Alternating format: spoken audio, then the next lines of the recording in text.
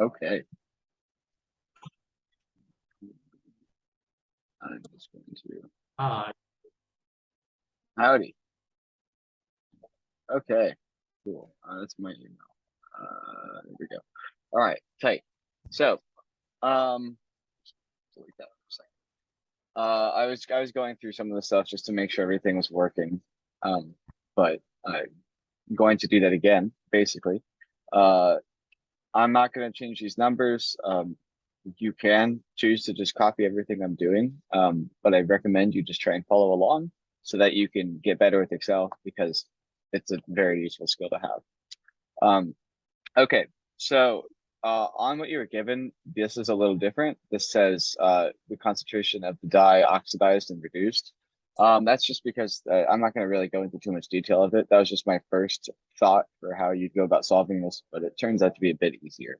What you can do is you can use the extinction coefficient to calculate the concentration of that dye at each of those points. And then if you're assuming a 1-to-1 molar ratio in that reduction reaction, you can associate the decrease in moles of the dye you see with an increase of moles of the vitamin C that's in there. That's one way of doing it, but I don't think that that is how you're expected to do it for this assignment. So I'm just going to try and keep it as simple as I can. So you're given data that looks like this, or you collected data that looks like this, where you put the same amount of dye in every single sample. So that is going to be constant throughout. And then you put an increasing amount, if we're talking, looking at it from this way, put an increasing amount of vitamin C from a stock that I prepared that morning into each of those samples. You prepared those samples in a cuvette, and they were all 1 milliliter. And then you topped those all off, brought them up to volume with some amount of buffer. And I just calculated that here using Excel, where I just said it's 1,000 minus the stuff you put in. Okay, that's how I would do that. That's how I set up experiments myself. We then went and we took those samples. We put them in the spectrophotometer, and we got the absorbance reading at 518. You may remember in the very beginning, we took just like a broad sample or a broad spectrum of the DCPIP dye, and we showed that its maximum absorbance was about 520. So that's what the protocols are defined at. We're looking at 518 nanometers for these measurements. So don't be confused about that. That is, again, looking at the signal for the oxidized dye. Remember, as it's reduced by vitamin C, that signal goes away, because when you reduce it, you break that conjugation that allows the molecule to be fluorescent, or not fluorescent, but allows it to be visible in the visible spectrum, or absorb in the visible spectrum. Okay, so keep that detail straight. That is the basis of how this works. It is a reduction reaction on the dye, and that is what we're looking at. We're looking at the disappearance of that signal. That's what we're building our standard curve based off. Okay, so the first thing you need to do now to construct the standard curve, which was the first part of the experiment, is you need to define what your x-axis is. You can get a good idea for what your standard curve is going to look like just by using the volume of vitamin C as your x-axis. You could do that, and you'll get a line out of it, but it's not going to be very beneficial to you. Instead, we want to make that x-axis value something that's going to be beneficial to us in data analysis. And so I think that looking at this in terms of nanograms per milliliter is probably the best bet, because it gives you nice, clean, whole numbers. You could look at it in megs per mil still. It's going to be a small number though. So I have the answers here, but let's go through the calculation. So we started with a stock of vitamin C that was 50 mgs per liter. So I prepared that by adding 25 milligrams of pure vitamin C to 500 mils of buffer. So 25 into 500 is the same as 50 into 1,000. Okay, so we started from that 50 megs per liter sample. Now I want to convert that to megs per mil. How would I go about that conversion? I personally still have to write out all my units like with stoichiometry, like we did in Gen Chem. That makes this the most clear to me, and it helps me make the fewest amount of mistakes. So like, for example, I don't know if you can see this super well. This is just from my work earlier today. I said, 50 megs per mil. And then, okay, if I want to get rid of that milligram that's in the top, it needs to go in the bottom, right? So 1 nanogram is 1,000 milligrams or whatever. That would be the conversion to nanograms. But in this case, we're trying to get rid of liters and get milliliters into the denominator. So it's the same thing. Anybody want to tell me how I do this?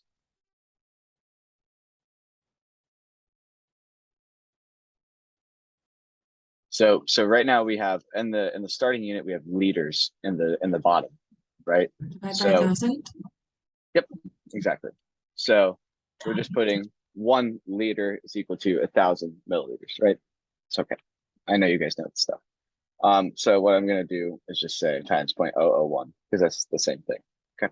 All right. So that's our concentration in mg per mil. We can go from this. We can use this. But I think it's going to be just a little bit cleaner if we're looking at nanograms per mil. So it's going to be the same thing. Where you're going to say now, like I'm trying to get rid of milligrams, which is in the top. So I'm going to say 1,000 nanograms is 1 milligram. So I'm going to multiply it by 1,000. So that's going to come back. Oops, sorry. Equals this times 1,000. So that's coming back now to 50.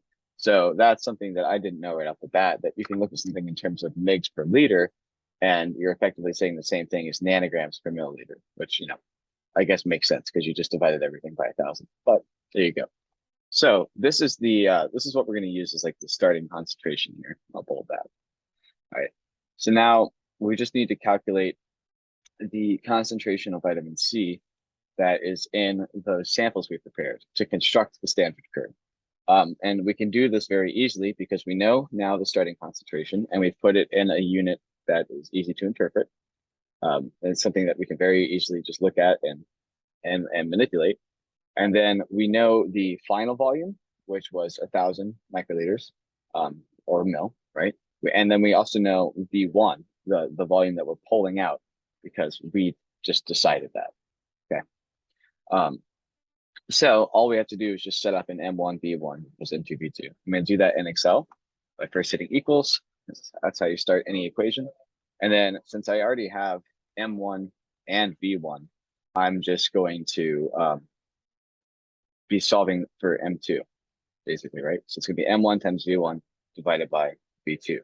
Okay, so my M1 here, I've got it expressed in nanograms per mil. I'm doing Control T on Mac. I don't know the shortcut on Windows, but I'm holding it. It's an absolute reference, is what that's called, Excel. So I'm saying that M1 times V1, which is right here, closing the parentheses, dividing by, oh, sorry, I'm misclicked here. This is my V1. Okay. And then dividing by what for my V2, if this is expressed in microliters. The total of the BCP, The total volume. C, and the buffer. Yeah. So what is that? Yeah, it's 1,000. 1,000. Yeah. So that now gives me my concentration of vitamin C in nanograms per milliliter, and I can just use this little box here to pull that equation down. Okay. So now I have something a lot more usable. I've already inserted the chart here, but I'll just do it again. So now I'm just gonna come over here, insert scatter plot, and I don't want any lines in it right now, or I don't want any lines in it at all. I want to just see the trend line. So I'm gonna make this a little smaller. Say select data. Okay. I have to make sure to add a new series. I'm going to call this concentration of vitamin C. And then my X values are going to be here, the concentration of vitamin C that we have just calculated, because that's the standard in the standard curve. And then the Y value is going to be these absorbances. Okay. So you'll notice something now when I plot this, is that when I fit a trend line through this, and I just do that by double clicking on the chart. If this doesn't show up, if I'm over here and I'm like, where is it? You can just double click again, or you can go over here to chart design. Okay. So when you add a trend line to this, you'll notice that I need to move you guys. There we go. You'll notice that. Sorry, here we go. The R squared isn't really great. And, we've already reached zero effectively with this point. And so let's think about like remember what signal we're looking at here. We're looking at the signal of that oxidized dye. And whenever there's vitamin C in there, it's going to reduce that dye on a 1-to-1 molar basis, meaning, one molecule of dye is going to get oxidized, or excuse me, reduced by 1 molecule of vitamin C. So if the signal for the oxidized dye is gone already here effectively, then we don't need additional data points out here at 0, because like it's already been consumed. With doing a standard curve this way, where you're looking at the disappearance of something, you have a fixed range where your standard curve operates. Otherwise, you get stuff that makes no sense. You have negative concentrations, or you have negative absorbances. So you have a defined window, and this is why you had to have a point that fell within that window when you made your other samples with the juice, which we'll get to. So what I'm going to do is I'm going to just knock these guys out. Okay. And already my R squared jumped up like by 0.05. And this is looking like a lot more usable of a curve. Okay. So now I just need to clean up this chart a little bit. I need to add my axes. So, and I'll make this a little bigger. So what's going to be the name of my axis down here? Vitamin C concentration. Mm-hmm. And what are my units for that?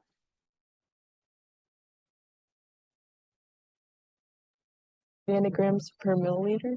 Nanograms per mil, exactly. And not everybody cares about this, but technically, when you're using any kind of liter unit, you need to capitalize that L. Most people won't bat an eye, it's fine, but just trying to be thorough. And then this is the absorbance at 519. So I'm just gonna say A519. You can put OD, that's the unit. It's just an arbitrary unit that's different for every machine. So I don't really bother with that. And then, if you were using this in like a lab report, if you wanted to add the caption, okay, so like what it would look like in your lab report. I don't think I'm getting too sidetracked, but let me know if I am. You'd say blah blah blah, figure 1, and then for here you'd have your figure centered, and then above it,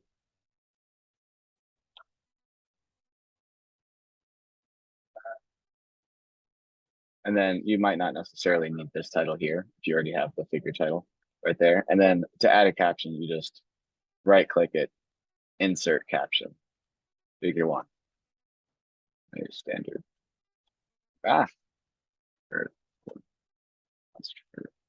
Vitamin C concentration. That's spelled wrong. Don't worry about it. Using GCPIP as an internal standard. Something like that.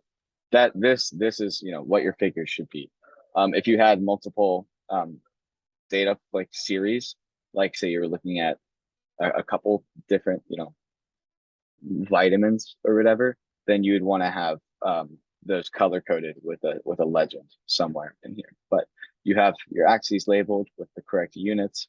You have the R squared and equation of the line somewhere on here.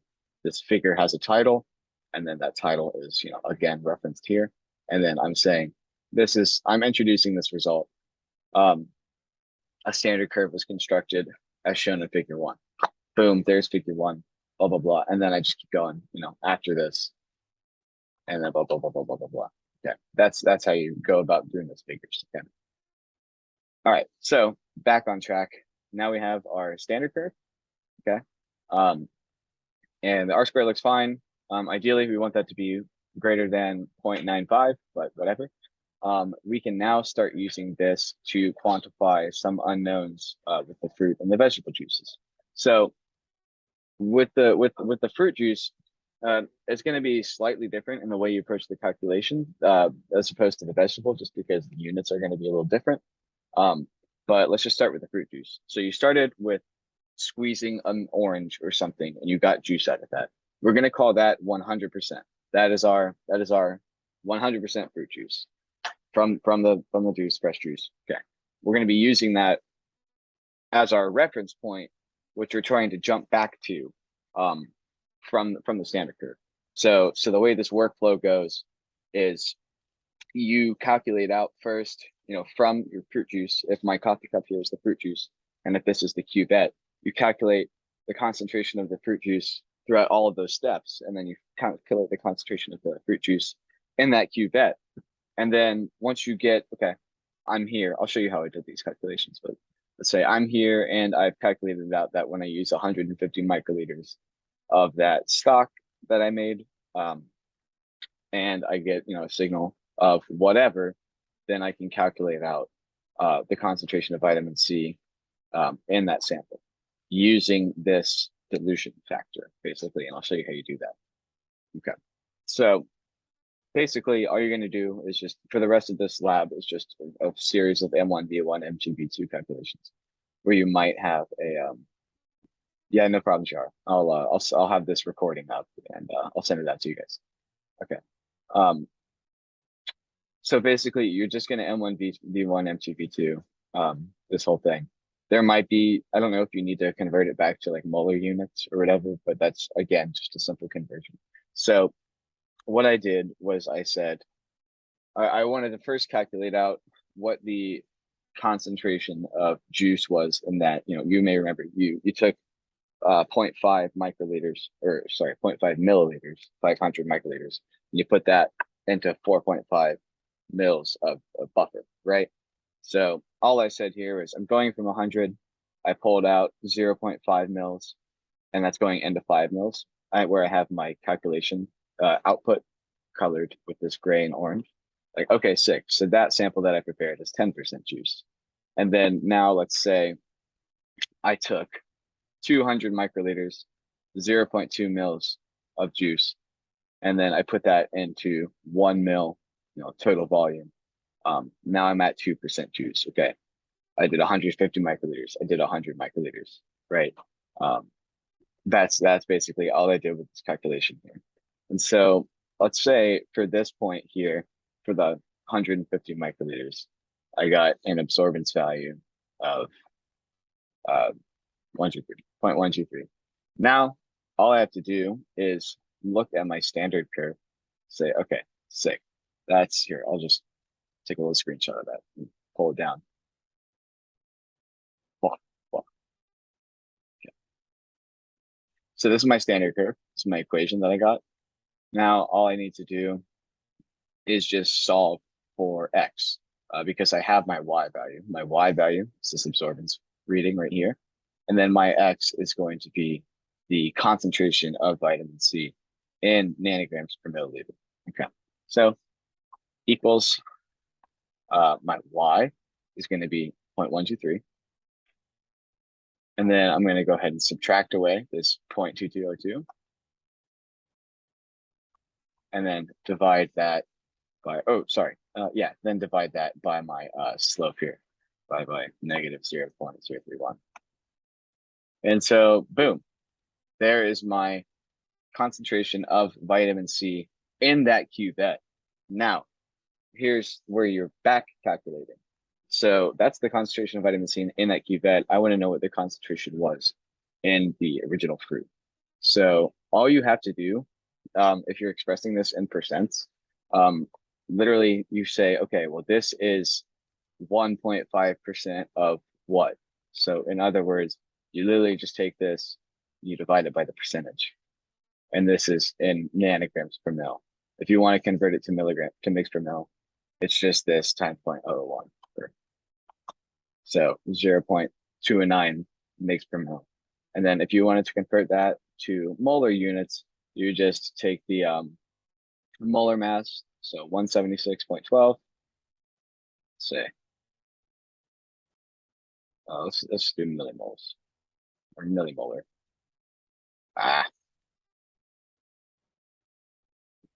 So this is in mix per mil. I'm saying, let me put it in makes per liter first. Just because I want to show all the units I can. This is normally a calculation I would do on paper just before I type it in Excel, so I make sure I'm not screwing up my units, but I think it'll be fine. So we've got, milliliters on the bottom. You want to put milliliters on the top. So we say 1 milliliter here. 1 milliliter is equivalent to, or what is equivalent to 0.001 microliters. So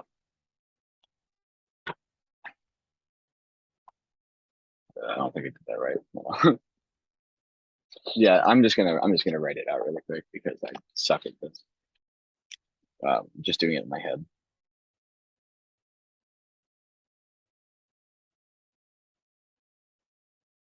No, I guess that is right.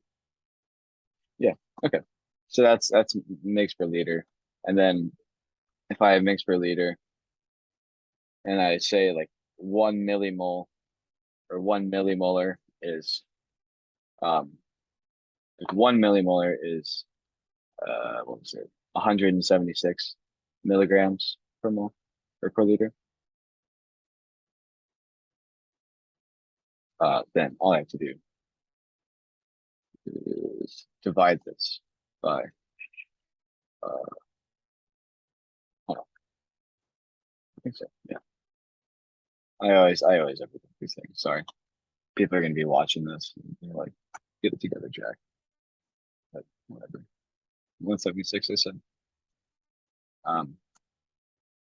Yeah, okay. So that'd be 1.18 millimolar.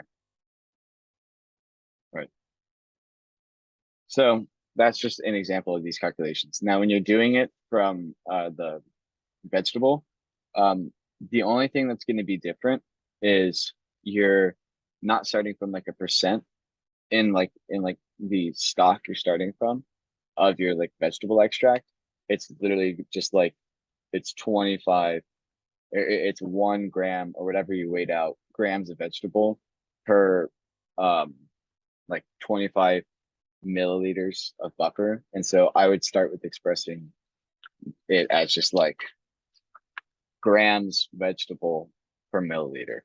And that's going to be your M1 unit. And you're going to just use that to calculate out like exactly as we did here. Like, you could also just use percentages and that might be easiest. And then just do a different conversion after you get back to the original value. But as long as you're writing down every unit and you're tracking every unit, you shouldn't make any mistakes. Just make sure your algebra checks out such that you're not canceling two things if they're on, the same, top or bottom of the fraction. You're not canceling out things that way. But, if everything's lining up the right way on your written work, which you don't need to show on the lab report, except for the example calculations that are, required and should be typed and should have units in every step, then you shouldn't make any mistakes. It should be pretty straightforward. You just have to really track the units. Okay, so that's literally the process. That's it. So like you first converted to some unit that was useful, nanograms per milliliter. In the case of my data, after constructing the standard curve, we found that this point was unnecessary. We were already at 0. There's no need to bias the data set more to the right with additional 0 points. So we took that point out. And now we have a standard curve with an effective range of this concentration of vitamin C. So from 0 to 7-ish nanograms per milliliter. And then with an absorbance range that we can read from 0 to about 0.224-ish. Okay. We found a sample of our fruit and vegetable extracts. We got one of those points that fell somewhere within this absorption range. We solved for X. Here, we solved for X. And then we just did a series of conversions to get that into whatever units we need to get it at to, make sense. And that's the lab. And you're just doing the same thing for the vegetable stuff. Only the unit is just, it's like relative to 1-ish grams of vegetable. So you just have to track the units there. All right. All right, I'm gonna stop the recording part of it just because that's probably gonna be as concise as I can put it. So let me stop that. By recording people whenever I figure this out. Is this it? Ooh. Maybe I have to stop screen sharing and then stop recording. Okay, bye.